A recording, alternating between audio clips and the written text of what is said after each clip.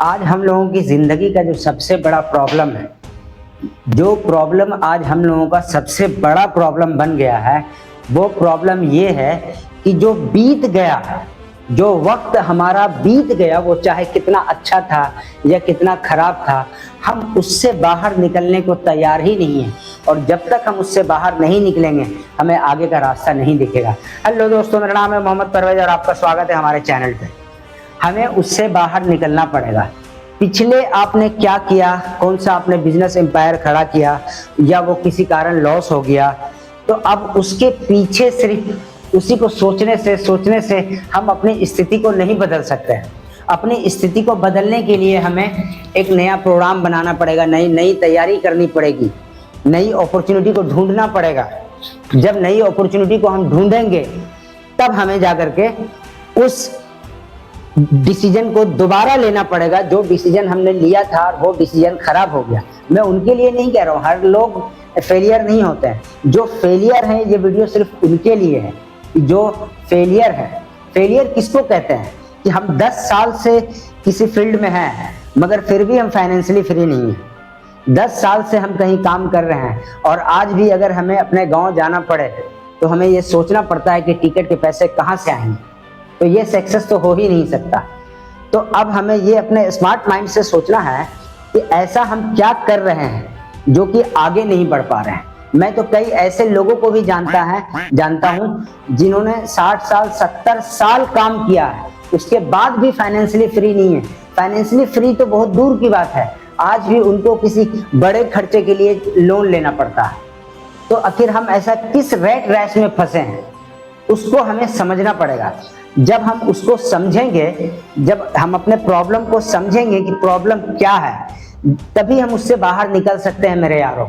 मगर जब हम समझेंगे ही नहीं तो वो फिर तो चलता चला जाएगा। आज यही हो रहा है हमारे साथ। हम क्या कर रहे हैं कि 9 to 5 की जॉब कर रहे हैं। हमारा जॉब आज चलता है, मंथ एंड में हमारे हाथ में सैलरी आती है, सैलरी गई, क्या बचा, हमें इससे कोई मतलब नहीं। अगर नहीं भी बचा तो सैलरी आज ही मिली है, 10 दिन के बाद फिर हमें कुछ पैसे की जरूरत पड़ जाती है। तो ये सब स्ट्रक्चर हमें बनाना पड़ेगा, हमें एक शेड्यूल बनाना पड़ेगा, हमें एक टू डू लिस्ट लिखना पड़ेगा। ये सब चीज हर लोगों को करना पड़ेगा अगर अपने जिंदगी में आपको वो फाइनेंशियली फ्रीडम चाहिए तो। मगर ऐसी भेड़ बकरियों के रेस में हम अगर चलते चले जाएंगे तो हम अपने आने वाले जनरेशन को क्या दे करके जाएंगे। हम अपने जनरेशन को कुछ दे के जा ही नहीं सकते हैं अगर हमने उसको आइडेंटिफाई नहीं किया कि हमारे ये प्रॉब्लम कहाँ है। जब प्रॉब्लम को पकड़ेंगे नहीं, उस जड़ तक नहीं जाएंगे, तो और जब वो प्रॉब्लम पकड़ में नहीं आएगा तो हम उसको सही कैसे कर पाएंगे। और जब वो प्रॉब्लम सही नहीं होगा तो फिर आने वाले जनरेशन को हम क्या ट्रांसफर करेंगे। मैंने कई लोगों को देखा है कि उनके फादर प्रदेश में काम करते थे, अब वो रिटायर होकर गांव आए, अब उनके बेटे को जाना पड़ा, अब उनका बेटा कर रहा है, घर वाली गांव में है, बच्चे गांव में हैं, वो कमाने के लिए शहर में है। कुछ भी मतलब एक स्थायी रूप से नहीं हो पा रहा है। ये ऐसा नहीं है कि उन्होंने हमारे भाग्य में ऐसा लिख दिया है तो इसलिए हमारे साथ हो रहा है, नहीं, ऐसा नहीं है। हमने नियत नहीं किया था, इसलिए नियति ने कोई एक्शन नहीं लिया। हम अगर नियत करते हैं कि नहीं, हमारा गोल है कि हम जा रहे हैं प्रदेश कमाने के लिए, मगर 1 साल के अंदर में मेरा नियत ये है कि हम सब कुछ एस्टेब्लिश करके या तो हम गांव में शिफ्ट हो जाएंगे किसी कारोबार के साथ, या हम गांव से सबको यहाँ बुला लेंगे अपने साथ, और थोड़ी सी जिंदगी है 60-70 साल की, हम पूरी फैमिली अपने साथ में जिंदगी जिएंगे। मगर हमने ऐसा नहीं सोचा, हमने ऐसा प्लानिंग नहीं किया। जब हमने नियत नहीं किया तो नियति ने भी अपना फैसला नहीं बदला, उसने हमारे हाल पे छोड़ दिया। क्योंकि हम जो है अपने मर्जी के मालिक हैं, हम जो चाहें वो कर सकते हैं। तो हमने कभी अपने लाइफ को डिज़ाइन नहीं किया कि आज अगर हम 1 BHK में रह रहे हैं तो हमारा कल कहाँ होगा और कल किस पोजीशन पे होगा। और जब हम कल की तैयारी आज नहीं करेंगे तो आने वाले टाइम में उसी सिचुएशन पे हम मिलेंगे जिस सिचुएशन पे हम आज बैठे हैं। तो हमें कल को बदलने के लिए आज से तैयारी शुरू करनी पड़ेगी। फॉर एग्जाम्पल कि अगर आप कहीं जाते हैं तो आपको पहले टिकट बुक करवाना पड़ता है, फिर आपको पूरा प्लान बनाना पड़ता है कि हम इतने दिन के लिए जा रहे हैं, ये हमारा कपड़ा पैकिंग होगा, ये हमारी टिकट बनेगी, फिर हम छुट्टी का अर्जी लगाएंगे। ये सब एक प्रोसेस होता है। मगर जब बात हमारी ज़िंदगी की आती है तो हम अपने ज़िंदगी के लिए कोई प्रोसेस अप्लाई नहीं करते हैं, कोई प्लानिंग नहीं होती, बस ज़िंदगी चल रही है तो चल रही है। काम करा, पैसा मिला, गांव भेजा, बच्चे ने उसका कैसे यूज़ किया हमें कोई मतलब नहीं है। हमने अपनी फॉर्मेलिटी पूरा कर दिया, हम यहाँ हैं, बच्चे वहाँ हैं, बच्चे की एजुकेशन किस लेवल की हो रही है, बच्चे ने कैसा पढ़ाई किया, बच्चे स्कूल जा भी रहे हैं कि नहीं जा रहे हैं, हमें इससे कोई मतलब नहीं होता।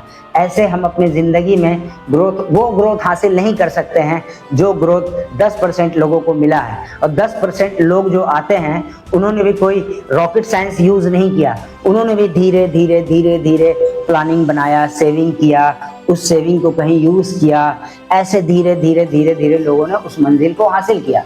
मगर हम ऐसा नहीं करते हैं मेरे यारों। मैं उन सभी के लिए ये बात बोल रहा हूँ जो लोग ऐसी ज़िंदगी जी रहे हैं कि एक कमरे में है, पूरी फैमिली रह रहे हैं, रात में सोने के समय में घर में उतना जगह नहीं होता है, दिन में लोगों को बाहर घूम घूम के टाइम पास करना पड़ता है क्योंकि घर में जगह नहीं है। तो ये गरीबी नहीं है, हम उतना अफोर्ड कर सकते हैं, मगर हमारे माइंडसेट में ये बैठ गया है कि चलो चल रहा है तो चला लेते हैं, चल रहा है तो चला लेते हैं। ऐसी ज़िंदगी जीने का क्या फ़ायदा अगर हम अपने बच्चों को अच्छा एजुकेशन नहीं दे पा रहे हैं, अच्छी सोसाइटी मेंटेन नहीं करवा पा रहे हैं। कोई मजबूर है, मैं उनकी बात नहीं कर रहा हूँ, मगर कोई जानबूझकर ऐसा प्लान बना ही नहीं रहे। अभी बहुत सारे यंगस्टर हैं जो जवान लड़के हैं, उनके आगे बहुत सारी खुली आसमान है, वो कुछ भी कर सकते हैं, मगर उन्होंने अपनी जवानी में ही अपने कंधे पे बोझ ले लेते हैं, फ़ोन ले लेते हैं EMI पे, बाइक ले लेते हैं EMI पे। जवानी में ही यहाँ पे प्रेशर आ जाता है, यहाँ पे प्रेशर आ जाता है। अब कुछ साल के बाद उनकी शादी होती है, जब शादी होती है तो फिर वाइफ का डिमांड आता है। अब इधर वाइफ का डिमांड, इधर EMI का प्रेशर, इधर ये प्रेशर, तो वो फिर घर में क्लेश का माहौल बन जाता है। तो क्यों ना हम इन सब चीज़ का प्लानिंग पहले करें। जब हम प्लानिंग पहले करेंगे, हमारे दहलीज पे क्लेश कभी कदम रख ही नहीं सकता। प्यार मोहब्बत की ज़िंदगी गुजरेगी और बहुत अच्छी तरीके से ज़िंदगी गुजरेगी। बस हमें एक डिसीजन लेना है कि हमें अपने ज़िंदगी का प्लान करना है।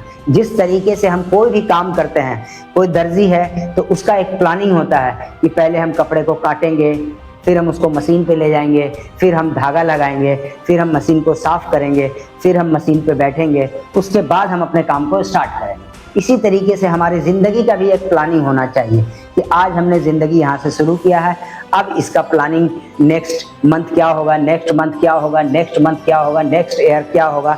इस तरीके से हम अपनी ज़िंदगी को संवार और सुधार सकते हैं। सोसाइटी में एक बहुत अच्छी ज़िंदगी हम भी जी सकते हैं। और आपके पास साइड इनकम का ज़रिया बनाना पड़ेगा आपको, क्योंकि आने वाले समय में महंगाई बढ़ रही है। तो आप जब साइड इनकम से कुछ पैसे जनरेट करेंगे, उससे आप अपने बच्चे को अच्छे भविष्य के लिए खर्च कर पाएंगे, उनको अच्छा फ्यूचर दे पाएंगे, उनको अच्छा एजुकेशन दे पाएंगे, ताकि जो सोसाइटी आपने झेला, जो सोसाइटी आपने मेंटेन किया, ये सोसाइटी उनको मेंटेन ना करना पड़े। और अगर मेरी बातों से किसी को बुरा लगा हो तो मैं उनसे दोनों हाथ जोड़ के माफ़ी चाहता हूं। और आप यहां तक बने रहें, इसके लिए आपकी दिल की गहराइयों से धन्यवाद। हमारे चैनल को लाइक करें, हमारे वीडियो को शेयर करें और हमारे चैनल को सब्सक्राइब करके अपना बना लें। ऐसी इन्फॉर्मेशन वीडियो में लाता रहता हूं और हमेशा लाता रहूँगा। और दोबारा से थैंक यू।